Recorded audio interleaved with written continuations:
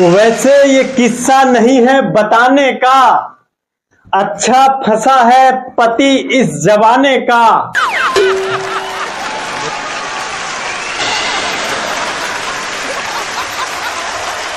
मेरा बिल्कुल भी मन नहीं करता कमाने का,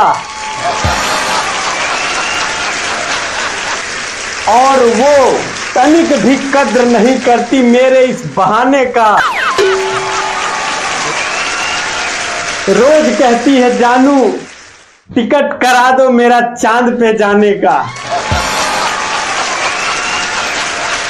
भाई साहब, मेरा झगड़ा मेरे पत्नी से बहुत ज्यादा होता है। सच बता रहे हैं, वो लोग किस्मत वाले हैं जिनके 33 में से 27-28 गुण मिल जाते हैं। हमें तो लगता है कि हमारे एक भी गुण नहीं मिले।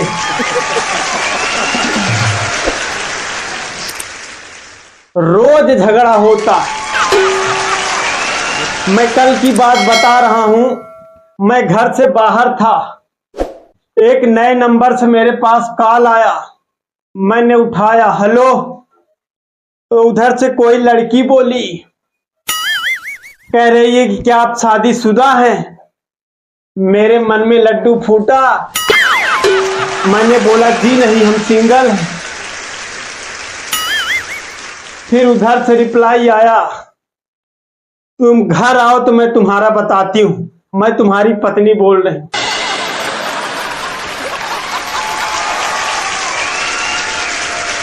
मेरे जिंदगी में बहुत लड़ाई है, हमेशा लड़ाई है। अब मुझे टेंशन होने लगी। उसी टेंशन में थोड़ी देर बाद फिर से एक नए नंबर से कॉल आया। फिर मैंने रिसीव किया। उधर से फिर यही प्रश्न पूछा गया, क्या आप शादीशुदा हैं। मैंने सोचा कि मेरी पत्नी ही फिर से होंगी ये। मैंने कहा जी हाँ, हम शादीशुदा हैं। तो उधर से रिप्लाई आ रहा है कि धोखेबाज, मैं तुम्हारी गर्लफ्रेंड बोल रही हूं।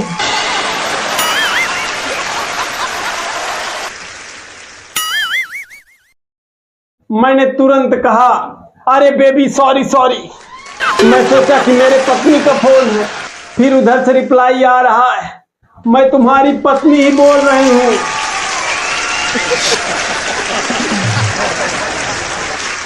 आज तू घर आ जा बस। मैं घर गया किसी तरह से,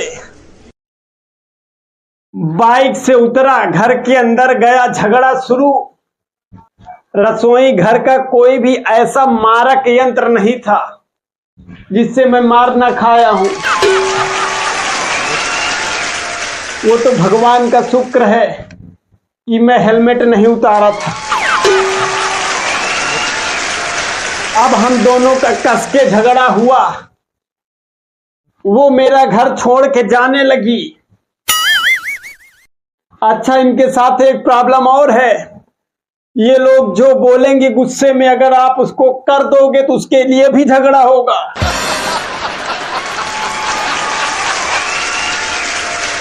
जब हम दोनों का झगड़ा हुआ, ये जाने लगी अपने मायके। तो रास्ते में फोन की, बोली कि आज के बाद मेरे पास ना कॉल करना ना मैसेज करना, और मेरा नंबर तुरंत डिलीट कर दो, मुझे भूल जाना।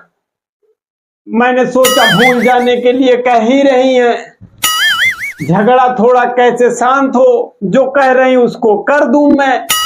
जैसे ये सब बोली वो, तुरंत मैंने कह दिया आप कौन। मामला और गंभीर हो गया। फिर बात बड़े बुजुर्गों तक चली गई। इसी तरह से आपस में समझौता हुआ। आई घर वो फिर से। एक दिन हम दोनों लोग बैठे थे, बात कर रहे थे। हमने बोला कि मुझे किसी समझदार लड़की से शादी करनी चाहिए थी। वो बोली कि समझदार लड़की तुमसे सदिये न करती। और मैं पता नहीं क्या क्या बोल जाता हूं कि उसी में झगड़ा हो जाता है। मैंने कहा कि बेबी, यानी कि आपने मुझसे शादी किया है और आप समझदार नहीं हैं। बस झगड़ा फिर से शुरू।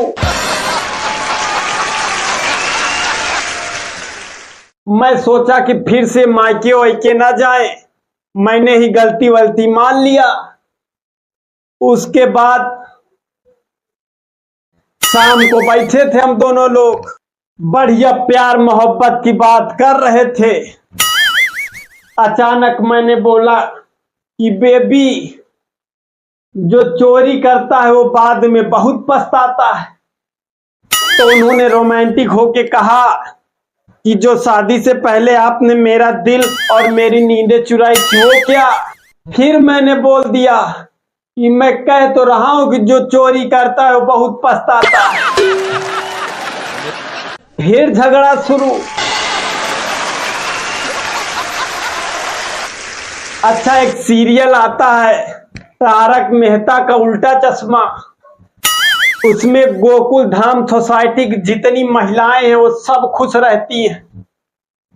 पता है क्यों? क्योंकि उस सोसाइटी में एक भी सास नहीं है।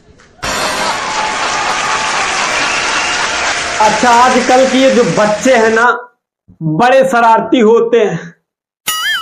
अभी तक मैं बेरोजगार हूं, मैं सोचा कि कोई विद्यालय पकड़ लेता हूं, वहीं प्राइवेट पढ़ाता हूं, क्योंकि मैं उत्तर प्रदेश से हूं, नौकरी लगना इतना आसान तो है नहीं।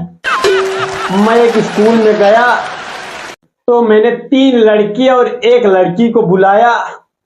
मैंने बोला कि अपना अपना नाम और अपनी अपनी पसंद बताओ। तो पहले लड़के ने बोला कि सर, मेरा नाम विनय है, मुझको इमरती पसंद है। फिर दूसरे वाले लड़के से पूछा तो उसने कहा सर, मेरा नाम अमित और मुझे भी इमरती पसंद है। मैंने बोला ठीक है। उसके बाद तीसरे वाले से पूछा तो उसने कहा सर, मेरा नाम अजय है, मुझे भी इमरती पसंद है। मैंने बोला अरे वाह भाई, तीनों की पसंद तो एक ही है। फिर मैंने लड़की से पूछा कि बेटा आपका क्या नाम है और आपको क्या पसंद है? उसने बोला कि सर, मेरा नाम इमरती है। अच्छा, मेरी किस्मत इतनी ज्यादा खराब है, एक बार मैं गया सरकारी हॉस्पिटल, तो वहां से जब मेरा काम हो गया, डॉक्टर को दिखा दिया, चेकअप वकअप हो गया, तो मैं बाहर आया तो एक समोसे का ठेला लगा था। मैं सोचा कुछ खा पी लूं, मैंने 2 समोसे लिए। मैं समोसा खा रहा था कि बगल में ही बेंच पे बैठा एक छोटा सा बच्चा मुझे ही देखे जा रहा है, मुझे ही देखे जा रहा है। मैं सोचा कि जरूर ये भूखा है। फिर मैंने 2 समोसे और बगल में जूस की दुकान थी, 1 गिलास जूस ले जाके उसको दिया, तो वो बिना कुछ कहे ले लिया और खाने लगा उसको। तो मैंने भगवान को शुक्रिया अदा किया, हे प्रभु, आज आपने मुझे एक भूखे को भोजन कराने का सौभाग्य दिया है। अच्छा, अभी तक वो लड़का खा चुका था, आखिरी समोसा खा रहा था, जूस पहले पी चुका था। तभी तक उसकी माँ आई, उससे पूछी बेटा किसने दिया इसको? तो उसने मेरी तरफ उंगली किया और उसकी माँ आई, मुझे एक चाटा जोर से मारी। मैं हक्का बक्का रह गया कि मैं सोचा यार, मैंने इसके बेटे को खिलाया भी और ये मुझको ही मारे। फिर मैंने उनसे पूछा कि बहन जी क्यों मारा आपने मुझे? तो कह रही कि हरामखोर, सुबह से मैंने इसको खाली पेट रखा और मैं परेशान हूं, मैं वहां पर्ची बनवा रही थी, डॉक्टर ने इसको खाली पेट बुलाया है चेकअप करने के लिए और तुमने इसको खिला दिया। तो कैसा लगा ये वीडियो? अगर अच्छा लगा हो तो कमेंट बॉक्स में कमेंट करके जरूर बताइएगा।